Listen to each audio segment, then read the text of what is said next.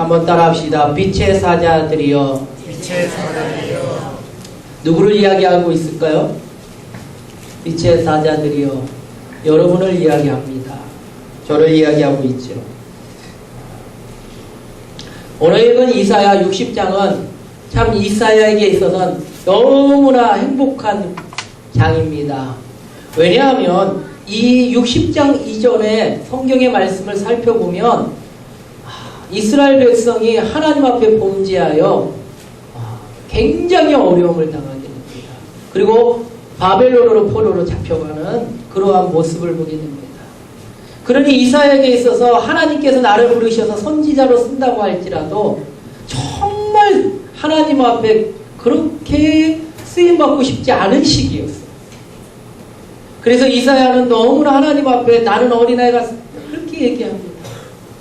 그러나 하나님께서 이사야를 통해서 하나님의 말씀을 증거하게 하시고 기업고 하나님의 말씀이 60장에서는 이제 빛의 사자들이라 특별히 일어나 빛을 발하라. 할렐루야. 이 고난과 어려움의 삶 속에서 이제 빛을 발하라. 할렐루야. 이 말씀을 증거할 수 있게 하셨습니다. 창세기 1장 3절에 보면 하나님이 가라사대 빛이 있으라 하시매 빛이 있었고 할렐루야. 어두움 가운데 있던 그 무리들에게 그 세상을 향하여 빛이 있으라고 말씀하신 그 하나님께서 이제 이사야에게도 희망의 말씀을 전할 수 있는 기회를 주셨습니다. 그래서 이제 빛을 발하여 일어나라는 것입니다. 일어나 빛을 발하라. 마태복음 5장 14절에 보면 우리가 잘 아는 것처럼 성도의 역할이 있습니다. 그게 뭐냐? 빛의 역할입니다. 빛의 사명이 있다는 거예요. 그래서 이 빛은 어떻게 됩니까? 하나님의 빛 안에서 증거되어 드러나라는 것입니다. 그래서 이 땅에 살아가는 사람들, 곧 이 땅에 사는 성도들, 교회를 향하여 빛의 사명을 감당하라고 말씀하시는 줄 압니다.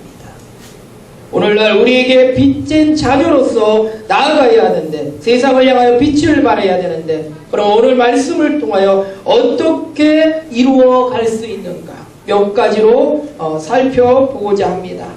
첫째, 우리가 기억해야 할 것은, 그러면 우리가 정말로 빛된 자녀로서 빛을 발하며 살 수 있는 그렇게 거룩한 존재입니까?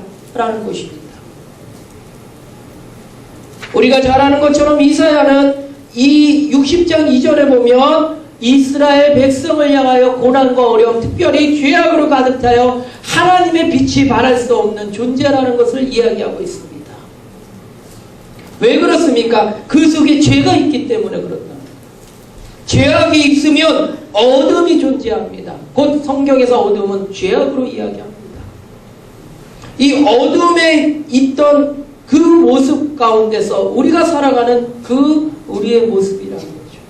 의인은 없나니 하나도 없다고 말씀하고 계십니다. 그렇기 때문에 우리는 빛을 발할 수 있느냐? 그렇게 거룩한 존재냐? 그렇지 않습니다. 우리에게 만약에 어떠한 비유적으로 이야기한다면 우리는 발광체가 아닙니다. 곧 빛을 발할 수 있는 존재가 아니라는 거죠. 늘 이야기할 때 이럴 때 비유로 얘기하는 것이 달과 태양을 비유하죠. 달은 빛을 갖고 있지 않습니다. 발광체가 아닙니다. 빛을 낼 수 없습니다. 그러나 태양의 빛을 가지고 반사하여 우리가 보는 달의 모양에 따라서 어떻게 해요? 보름달도 되고 초생달도 되는 거예요. 그러니까 태양과 달과 지구가 어떠한 각도에서 보느냐에 따라서 그 달의 모습이 바뀌어지는 것이죠. 달은 온전하게 빛을 낼 수 있는 것이 아니라는 거죠. 단지 반사하여 우리가 볼 수 있는 것입니다. 마치 그것을 통하여 우리가 비유를 한다면 우리는 달과 같은 사람입니다. 우리에게 빛을 발할 만한 어떠한 거룩과 홍보할 만한 것이 있는 것이 아니죠. 우리는 죄악으로 가득 차 있습니다. 그런데 놀라운 것은 오늘 말씀해 보니까 60장 1절에 보니까 일어나 빛을 발하라는 것이죠. 우리는 빛이 없는데 어떻게 빛을 발할 수 있느냐. 그런데 말하고 있습니다. 이는 내 빛이 이르렀다는 거예요. 할렐루야. 내 빛이 곧 하나님의 거룩한 빛, 곧 하나님의 빛이 이르렀기 때문에 우리는 이제 빛을 비칠 수 있다는 것입니다. 그리고 빛된 자녀로서 나아갈 수 있다는 것.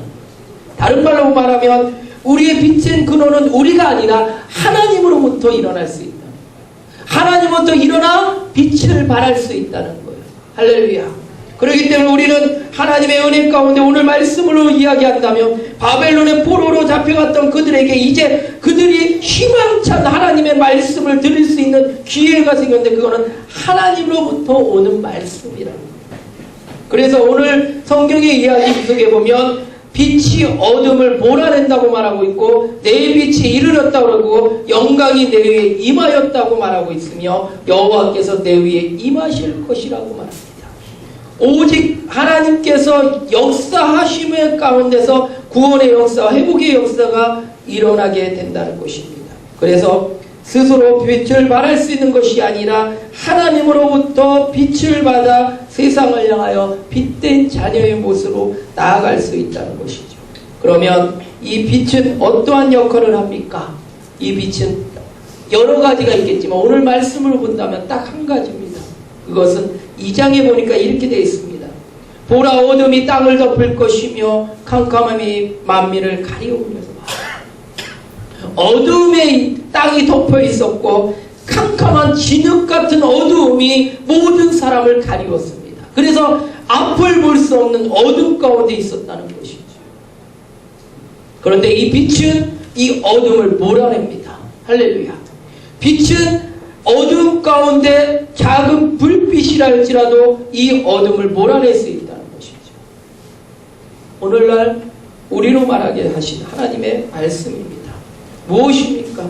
우리는 하나님의 은혜 가운데 이제 어떻게 해야 됩니까? 어둠을 몰아내는 일을 해야 합니다. 그리스도인들이 가는 곳마다 어둠이 사라져야 됩니다. 그리스도인들이 가는 곳마다 내가 믿음의 성도로서 나아가는 곳마다 그 직장 삶이 어떻게 돼요? 어둠이 무너져야 돼요. 그 가정이 어둠에서 무너져야 돼요. 오직 빛된 자녀로서 나아갈 수 있어야 한다는 것입니다. 다른 말로 이야기하면 무엇입니까? 죄와 결별한다는 거예요. 이제는 우리가 죄 가운데 살 사람들이 아니라는 거예요. 이제는 죄는 모양이라도 버려야 된다는 것입니다. 어둠을 몰아낸다는 거예요. 그럴 때 비로소 우리는 어떻게 됩니까? 일어나 빛을 발할 수 있는 것입니다. 이스라엘 백성은 죄악으로 가득 찬 포로의 삶을 살았습니다. 그러나 그들이 하나님의 은혜 가운데 이제 회개하고 돌이켜 하나님의 은혜 가운데 일어나 빛을 발할 수 있는 그러한 새로운 시작이 되었습니다. 2015년 한 해가 시작되는 신년주일입니다. 참으로 감사한 거예요. 우리는 매월 첫째 주마다 성만찬 예식을 행합니다. 어떻게 예식을 행하다 보니까 1월 첫째 주 첫 시간이 예식을 행하면서 또 신령주의로 지키고 있습니다. 우리는 일어나 빛을 발해야 합니다. 이 세상은 얼마나 어둡습니까? 어둠으로 가득 차 있습니다. 세상은 더욱더 어두워집니다. 마치 캄캄함처럼 짙은 안개처럼 짙은 어두움 가운데 더욱더 악해져가는 이 시대를 보게 됩니다. 사람들은 말합니다. 세대가 더 악해져서 정말의 시대가 오는가 볼까. 사랑하는 성도 여러분, 빛은요 어떨 때 더 밝을 수 있습니까? 더 어두울 때 빛을 발할 수 있습니다. 학교 다닐 때요 이 개똥철학이라고 그러죠. 그런 것들이 있었어요. 그래서 지금도 기억납니다. 감리교 신학대학이 서대문에 있는데 그 옆에 강화문인가요? 강화문에 가끔 가서 이렇게 이야기를 나누는 그런 모임들을 가졌어요. 그러면서 그런 이야기를 했어요. 야, 정말 시대가 더 악해지고 정말 시대의 흐름 속에서 교회도 점점 어두워져 가는데 정말 우리가 목회를 해야 되냐? 정말 하나님이 우리에게 이 사명을 주셨느냐? 우리가 그러면서 막 나누고 싶대였어요. 근데 저에게 그 이야기를 나누는 순간에 문득 그러한 생각이 들었어요. 그래서 이렇게 얘기했어요. 나는 더 해야 되겠다. 왜? 사람들이 점점 어두워질 수 있도록 그때일수록 더욱 빛을 발할 수 있는 것이 귀한 일이 아니겠느냐. 누구도 할 수 있는 그러한 일들을 한다면 그것은 정말 도전할 만한 그러한 가능성이 있는 것입니까? 그런 얘기를 나눴어요. 사랑하는 성도, 세대가 더 악해집니까? 그리고 신세 한탄합니까? 세대가 그러니까 우리도 그렇게 묻혀 살자고 생각합니까? 그렇지 않습니다. 그리스도인들은 이럴 때일수록 어떻게 해야 됩니까? 더 일어나 빛을 발해야 합니다. 그리스도의 삶을 살아야 된다는 거예요. 그래서 어떻게 해야 됩니까? 어둠에 있는 사람들이 예수 믿는 사람들을 통해서 보면서 그래 우리도 저렇게 이렇게 살아서는 안 되지. 우리도 이렇게 살면 안 되지. 하고 이 어둠을 몰아내는 그러한 역사가 일어나길 원합니다. 사랑하는 성도, 예수님의 삶이 자체가 그랬습니다. 예수님께서 이 땅에 오셔서 빛된 모습으로 오셨습니다. 그리고 어둠을 몰아내셨습니다. 그리고 이제 곧 하나님의 은혜 가운데 빛을 발하여 죄악으로 가득한 그들에게 소망의 말씀으로 증거하신 것이 우리 성찬 예식입니다. 그러므로 우리는 그러면 어떻게 이제 이러한 가운데 어떠한 모습으로 살아야 합니까? 빛된 자녀로서 살아야 됩니다. 그래서 빛의 자녀입니다. 하나님의 자녀는 세상에서 빛의 자녀로서 사명을 감당해야 합니다. 그렇게 믿으십니까? 그렇게 결단하며 한 해의 삶을 살아가기를 원합니다. 그러면 이렇게 결단하고 이렇게 살기를 빛된 자녀로서 힘들고 어렵지만 하나님의 자녀로서 그렇게 살기를 원하는 자들에게 주신 축복의 말씀이 또 기록되어 있습니다. 이게 4절부터 5절의 말씀입니다. 내 눈을 들어 사방을 보라. 할렐루야. 사방을 바라보았습니다. 그랬더니 무리들이 다 모여들기 시작했습니다. 다 떠났습니다. 사람들이 모여들지 않은 한패한 곳이었습니다. 이제 이스라엘은 포로의 산 속에서 희망도 없고 소망도 없는 그러한 삶이었습니다. 그런데 이제 어떻게 했어요? 하나님의 광명의 빛이 임함으로 인하여 이제 사람들이 모여드는 곳이 되었습니다. 여기 보니까 사방을 들어보니까 사람들이 모여들었더니 내 아들들이 먼 곳에도 오겠고 다 떠나갔던 자녀들까지도 모여들며 내 딸은 안기 올 것이다. 안기 온다는 거예요. 자녀를 데리고 온다는 거예요. 뭐예요? 한패했던 지역이 살만 나는 것으로 바뀌어집니다. 빛의 자녀로 살아가는 삶, 빛의 자녀로 살아가는 삶 속에서는 이와 같이 하나님께서 하나님의 은혜 가운데 사람을 붙이십니다. 그리고 그 사람을 통해서 힘을 얻고 능력을 얻는다는 거예요. 또 5절에 보니까 그때 내가 또 보니 기쁨의 빛을 내며 내 마음에 놀라고 또 합창하리니 이는 바다의 부가 내게로 돌아오며 이방 나라들의 재물이 내게로 오리라. 할렐루야. 자녀들만 돌아오는 것이 아니라 어떻게 됩니까? 바다의 부와 이방 나라의 재물들이 내게로 온다는 거예요. 물질의 축복까지 허락하신다.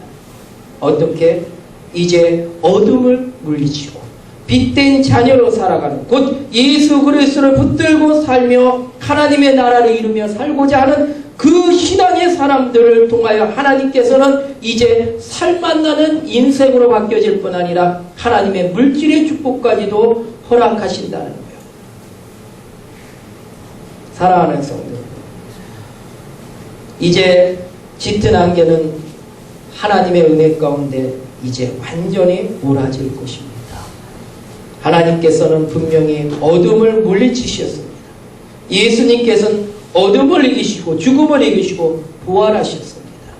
빛으로 인하여 어둠은 반드시 없애지게 됩니다. 우리는 예수 그리스도 안에서 살 때 올 한 해도 어둠의 세력들이 무릎 꿇을 줄 압니다. 그리고 오직 하나님의 은혜 가운데 빛된 자녀로 나아가 세상으로부터 인정받고 하나님으로부터 인정받는 그러한 믿음의 삶이 되길 주님의 이름으로 축원합니다. 기도드리겠습니다.